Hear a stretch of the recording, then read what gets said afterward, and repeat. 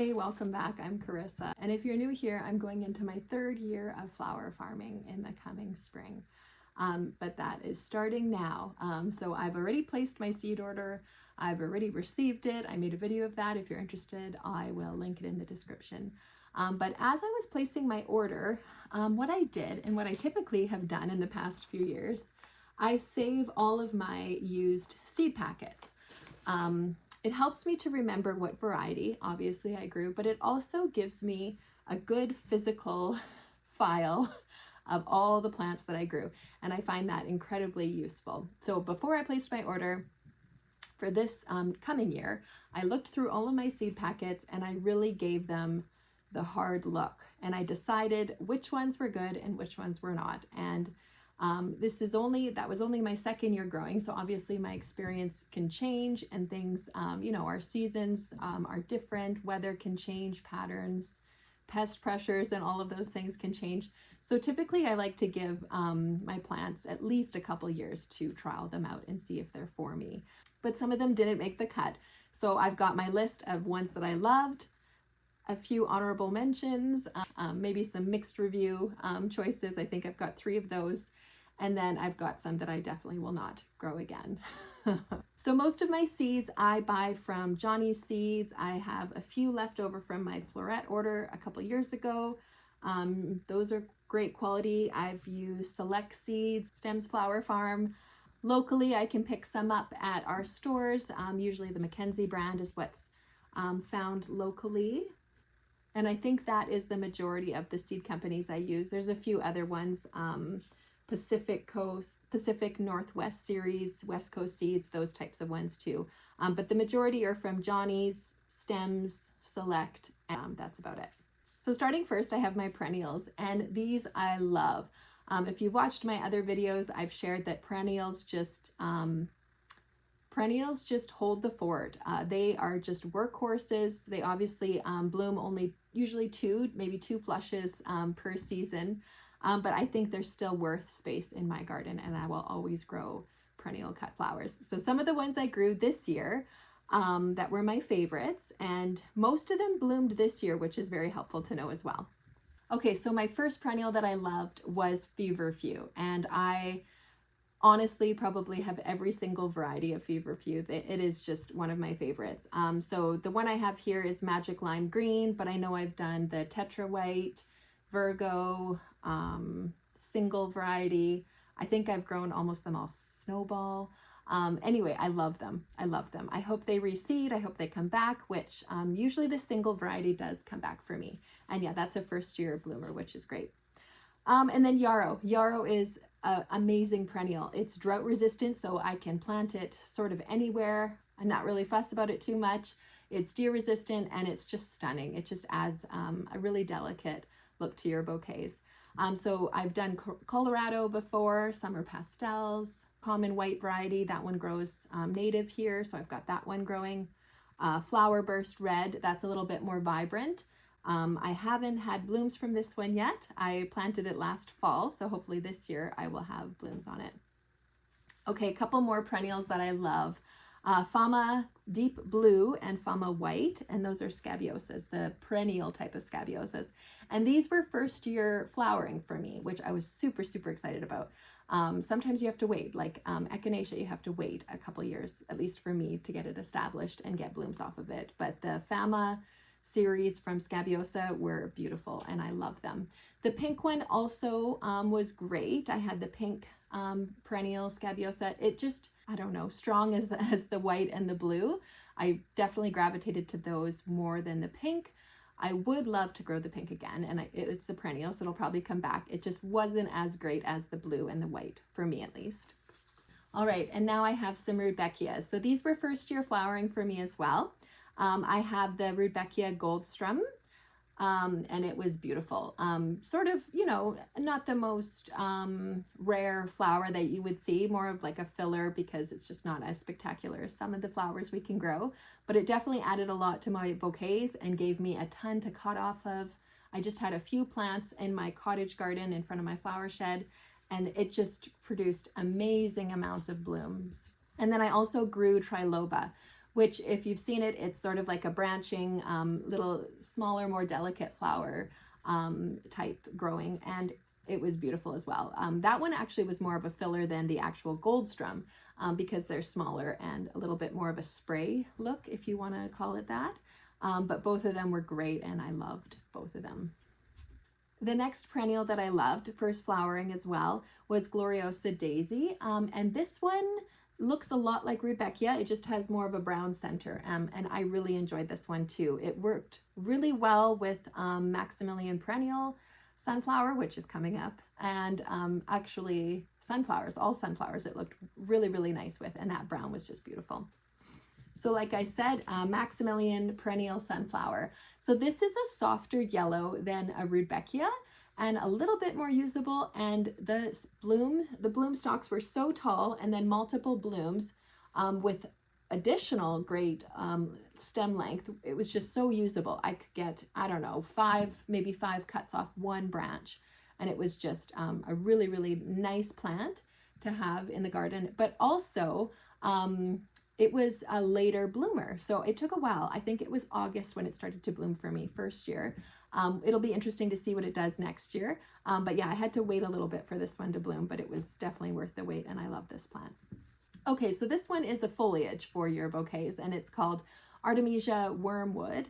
And it is a really neat dusty green color, and I just loved it. It was a little tricky. I had to cut very specifically in order for my for my foliage to not wilt.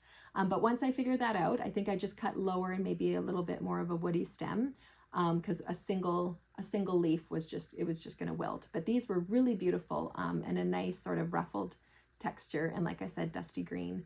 So very nice for bouquets, and they're also a perennial. Okay, you can love these or you can hate these. Shasta daisies. Some people say that they are invasive in their areas. I don't find that to be true for my area.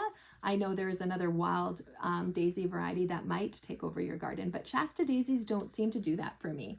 And these were first year flowering for me as well. And I just love, it's just such a classic look, right? A white, beautiful single petaled flower with a yellow center. That's just, everybody recognizes it and everybody enjoys a daisy, in my opinion. So those were a good addition to my garden as well. Okay, these ones I have mixed feelings about. These are tickseed or Coreopsis. I grew Incredible Tall and Seashell Mix. And these were interesting because, like I said in other videos, yellow is just a little bit tricky to play with. It's just not my favorite to grow or arrange with, but you know what? I had tons of it, so I just made it work. And I put this in my love list, but really it's more like a like. It's good to just, you know, if you don't really have anything else growing at the moment, you can cut off of that, and it's pretty cute. So yeah, maybe mixed feelings about Coreopsis. Okay, so purple coneflower echinacea. This for me doesn't bloom the first year, but it is definitely worth the wait. Because your second year, it'll just start to establish, and it'll just give you beautiful blooms to work with, and pollinators love it. It's deer resistant, and I love echinacea. I have definitely a ton of different varieties in my garden, and I plan to start a lot more this year. Okay, another perennial, my last perennial, Echinops Ritro. So this is a interesting plant.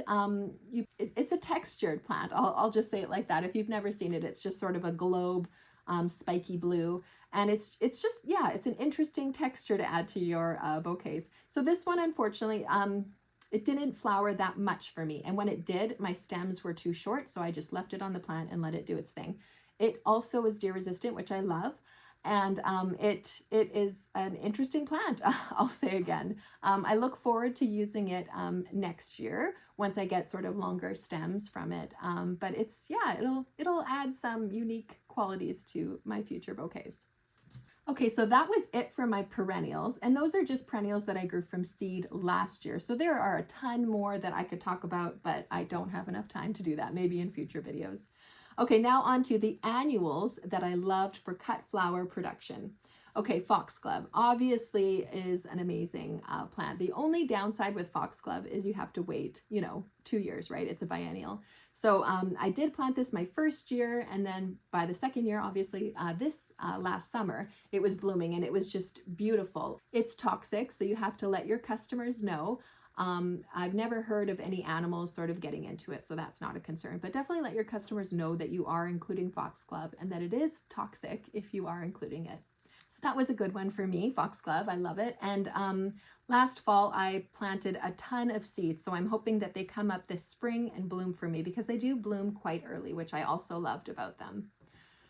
Okay, now on to sunflowers. So I usually save a bunch of my branching sunflower seeds so that I can just have, you know, tons of them. And I do like using branching sunflowers. So those ones obviously are cross-pollinated. Don't know what variety they are, but I love them.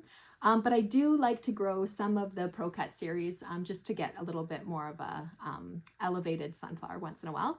But some of them I grew were Pro-Cut Horizon, and I also grew Pro-Cut Plum. That one was beautiful. I loved that color. It's just a little bit different than your traditional sunflower look, and that one was really nice. And then these ones are not Pro-Cut, but I really enjoyed them as well. Lemon Eclair, Cherry Rose, and Double Quick Orange. Really nice additions, and I loved those.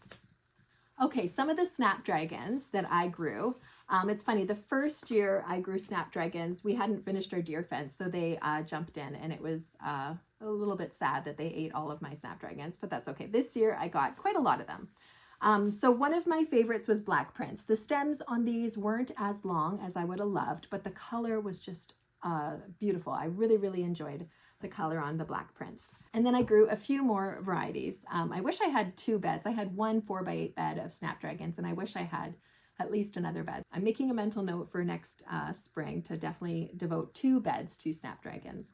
Okay, so I did the Tetra Mix, which was great, and then Potomac Yellow and Chantilly Pink. And the Potomac Yellow was probably my favorite besides the color. I will definitely want to grow the Potomac series in the future. The stems were just amazing, strong and thick, and yeah, just a really, really nice flower to deal with. The Chantilly Pink was also pretty nice too. The stems just weren't as thick and actually not as tall as well. All right, another one I loved was Status, and I grew Art Shades and maybe one more variety. I think the blue version as well. I forget what that one's called, or maybe a pastel variety. I'm not sure. I plan to grow a ton of it next year because I loved it, and it just gives it a nice texture in your bouquet. Okay, sweet peas. I have grown the Spencer Giant Mix, and you know, it's got the pinks, corals, whites, purples, and it's just no fuss, and it's just great. Great to work with. There's always blooms. The more you cut it, the more they produce, which is great. Okay, if you are a flower farmer, you probably love zinnias, I would think. Some of the favorite varieties of zinnias I grew this year are Benary Purple, Benary Wine, Raspberry Limeade, Benary Bright Pink, Lilliput Mix, Oklahoma White, and the last one is Senorita, which is just that coral, beautiful cactus style zinnia, and I loved that one. I probably love the color more than the cactus style, but I definitely love that plant a lot. Oklahoma White is probably one of the most understated zinnias for me, at least. I love white zinnias. They just add a touch of formality to your bouquets. Just that simple, beautiful white. And then the Oklahomas are such a cute size and texture. I just love them, and they're very ruffled in my opinion. So I love those ones. I do a lot of dried flowers. So straw flowers are a big part of what I grow. Some of the types of straw flowers I grew this year are Copper Red, Purple Red, love that one. Vintage White, Creamy White, you want both whites, cool and warm. King Size Raspberry Rose, loved the color on that one. And Silvery Rose. And I think that was all. There might be one missing from there, but really any straw flower I will probably always grow. Don't love the orange and yellow, which is pretty typical for me at least, but yeah, love straw flowers. Okay, cosmos. Cosmos are amazing, but you need to pinch cosmos. I learned the hard way after my plants became absolute beasts. They were massive. They were almost as tall as me and very wide, taking up a bunch of beds and a bunch of real estate in my deer fenced area. And then I realized, oh, I didn't pinch these. Maybe that would promote some blooms. So after I did that, they gave me tons of blooms. So I will be pinching much earlier this coming year. Okay, so some of the favorite cosmos that I grew this year are Apricotta, stunning, just a stunning, stunning, stunning plant. I love that color. Sensation Blend, so those were different pinks with the yellow center, just so cute, very cute. Popstock White, I love a white flower, and that one was beautiful. And then Double Click Violet bicolor, another good one too. If I had to choose one to not grow, it would probably be the Double Click Violet bicolor, but that's okay. Apricotta and the white were definitely my favorites, but I used all of them whenever they were available. And last annual is Bronze Fennel. And this is obviously an herb, but it was such a cute filler for me, and just it gave that little texture, the bronze sort of burgundy look. And then sometimes when it's seeded, it would be yellow, or when it seeds, it's yellow. And that was a really nice pop for me. Like I said, it was a challenge to use yellow flowers in some of my bouquets. So adding the Bronze Fennel when it had gone to seed added that little yellow texture, and it just really incorporated the yellow well into the bouquet. So I love Bronze Fennel. I hope it reseeds and comes back for me. This next segment is going to be my sort of hit and miss. I'm not entirely sure if I want to grow these again. I'm not sure if I love them, and I won't devote a huge space for them, but I will trial them probably one more time besides before the jury is out on these three plants. Okay, so the first one is Celosia, and it's the feathered mix. Celosia is just tricky. I think I need to fine tune how I grow this because it doesn't thrive. I never get a ton of blooms. I never get really long stem lengths on it. Celosia is just not a super easy plant for me to grow. I would like to learn a little bit better how to grow this one because I love it. It's beautiful, but it's just a little bit more of a diva for me at this point. Okay, the next one would be Cerinthe Major or Honeywort Purpulescence. And this is a beautiful plant. It looks, textured, almost like a succulent, and it adds a really nice muted green and purple tone to your bouquet. Nice filler foliage. But it didn't produce as much as I would have hoped it to. And that I don't think was due to my growing. I think it's just due to the plant. It takes a while to get established. And then once it gets established, you can definitely cut at least, 10 stems off one plant, which is pretty good. But it's not a cut and come again. It sort of just takes up space in your garden. And I'm just not sure if it's worth the space. So jury's out on that one. Okay, the last one that I'm undecided on is Marigold Sugar and Spice White. So this is a taller marigold. It's not your grandma's marigold that she puts, beside her vegetables in her vegetable garden. This is a longer stemmed, beautifully white ruffled marigold. It's very nice. But it just didn't grab my heart like some of these flowers do. As far as marigolds go, it's definitely one of my favorites, and I'll probably grow it in my vegetable garden for the beneficial reasons that people would in a vegetable garden. But as a cut flower, I'm not sure if I'm going to devote space for this one. All right, and my last segment is flowers I will not grow again. You heard it here, and I'm reminding my future self, don't try these. You've tried them and they just don't work for you. Okay, so the first plant is California Poppy. I just can't make this plant happy. I just don't even want to invest time and energy into making it happy. It just doesn't do anything for me. It's just, there are other flowers out there that I like a lot better. So California Poppy, I grew Apricot Chiffon, Thai Silk, Pink Champagne, and Cream Swirl. I love seeing these in bouquets. Other people grow them very well, but for me, if a plant is a little bit more needy and I don't love the look of it, first of all, it's a nice plant. It's all right. It's just not worth it for me. I'm not going to invest more time and energy into growing this plant better if I don't actually love it in the first place. Okay, another one I probably won't grow again is Queen Anne's Lace Dara. And it's a beautiful plant, don't get me wrong. But again, I have to always be weighing my pros and cons. Like devoting space to a plant that's all right is not really a risk I'm willing to take at this point in my life. I already have my flower farm established, the size that I have. I'm not going any bigger. So I really have to be a little bit picky in which varieties I'm growing. And Queen Anne's Lace is just not one that I'm willing to devote space for, even though it is beautiful. Okay, another plant I probably won't be growing again is China Aster. These just, by the time they get established, there's only a few blooms stem length is okay. They're just not workhorses. I think what I'm trying to get at is I want a workhorse. I want, you know, the zinnias, the cosmos, the status that just, you know, produce tons and tons of blooms. And they're not divas in the garden. And China asters do seem like they're divas. And then I'm just not interested in catering to what they want. All right, cornflowers. Will not be growing these again. I know they'll reseed, so I'll probably get them anyway. But they're annoying to harvest off of, and they're just not, they lack gumption. They lack beauty. You know, they're just too simple for me. So I grew snowman, pinky white, lady mauve. And they're cute, don't get me wrong. And they're edible, you know, so that's a nice touch too, but just not worth it for me to devote a large amount of space for cornflowers or bachelor buttons. Just not worth it for me. Okay, calendula. I will not be growing calendula as a cut flower again. I will be growing these in my vegetable garden. They reseed readily, and they are a good companion plant in your vegetable garden. So they will come back for me, but I'm not going to be using them as cut flowers. They attract aphids, which is why they're beneficial in the vegetable garden.